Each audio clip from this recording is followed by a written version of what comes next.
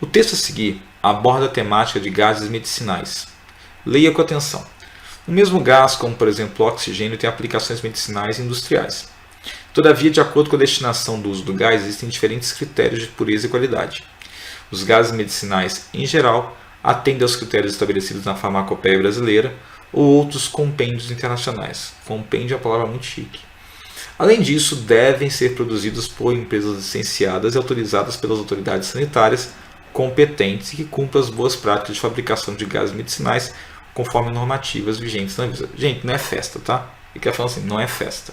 Gás medicinal tem que ter um critério específico para produção. Com base na informação dada, analise os itens que se seguem. Eu acho que essa informação aqui foi meio que inútil, tá? O texto é bacaninha, mas eu acho que é mais para contextualizar com medicina, que é o foco do esquema. Mas você não tem que usar o texto, pelo que eu me lembro, para fazer a questão. Vamos lá.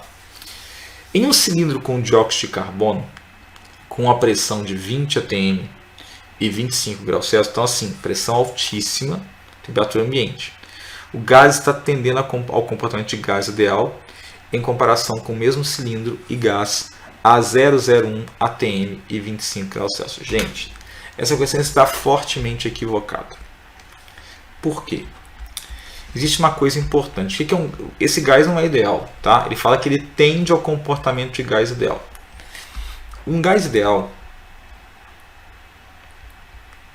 para um gás real se aproximar do comportamento de um gás ideal, lembra do gás ideal? É um gás que ele tem partículas pontiformes, ele não tem massa, tá? E as partículas estão muito isoladas uma da outra, a ponto de ela não ter interação. E tem forte agitação. Para as partículas estarem fortemente isoladas uma da outra, eu não posso ter uma pressão alta. Se eu tenho pressão alta, eu diminuo o caminho médio das partículas, elas se chocam muito mais frequentemente, tanto com elas quanto com a parede do recipiente. Então, para um gás ideal, o ideal é que a pressão seja baixa. Ou seja, melhorar. Para um gás real se comportar próximo a um gás ideal, tem que ter pressão baixa e temperatura alta. Porque um gás ideal ele é frenético. Ele está se chocando ele está se movendo loucamente, né? E percorre longas distâncias sem interagir com outro gás. Se eu diminuo a temperatura, diminuo a energia de agitação, eu permito interações.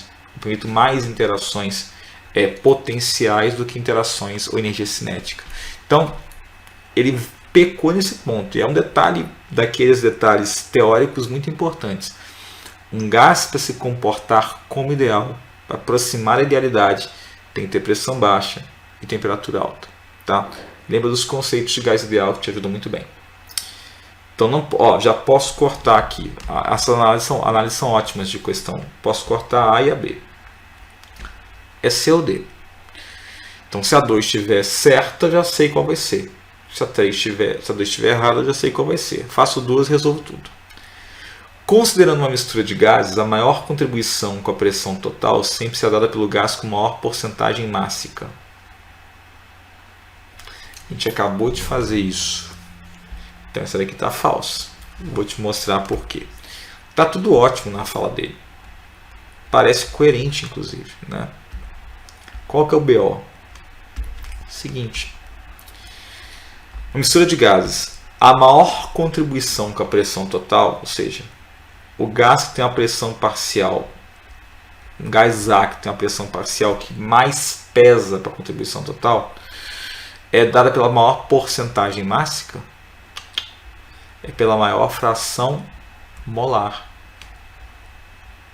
E a fração molar nem sempre, o gás pode ter uma fração molar e uma fração mássica. Mas, por exemplo, eu posso ter um gás que tem uma massa molar muito grande, e eu ter quilos dele e não dá nenhum mol. E ter, sei lá, graminhas de hidrogênio, isso já dá 15 mol, sei lá. Então o que conta é a porcentagem em mol, não a porcentagem em massa, tá? É a fração molar. Detalhe, tá? Isso aqui é bem FUVEST. Detalhe. Ao se avaliar o comportamento de um gás ideal a temperatura e número de mols constante, então peraí. Um gás ideal, de novo. Temperatura de mols constante. A pressão será inversamente proporcional ao volume. Isso aqui eu acho que é lei de Boyle, né? Ou de Boyle, não sei como é que se pronuncia direitinho. Eu sempre tive dúvida nisso. É a lei de Boyle-Mariot.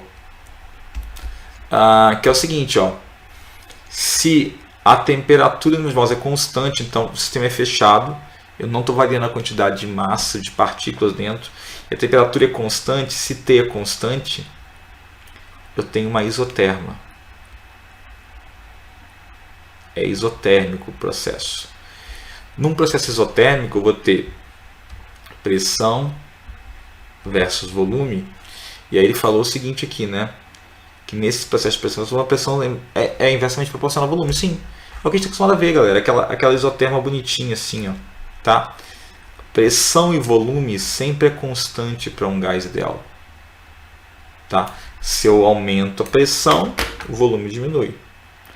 E, na verdade, essa proporção segue também para o gás real, só que tem algumas correções. Se eu diminuo a pressão, o volume aumenta. Então a 3 e a 1 que é que está certo. Já sabia disso, né? Porque se a 2 estava errado, não podia ser a letra C. Só pode ser a letra D. Então é uma questão teórica que abrange vários conteúdos importantes de mistura gasosa e do conceito de gás ideal e de transformações gasosas. Então você consegue revisar muita coisa com uma questão só. E pega no detalhe. Questão boa.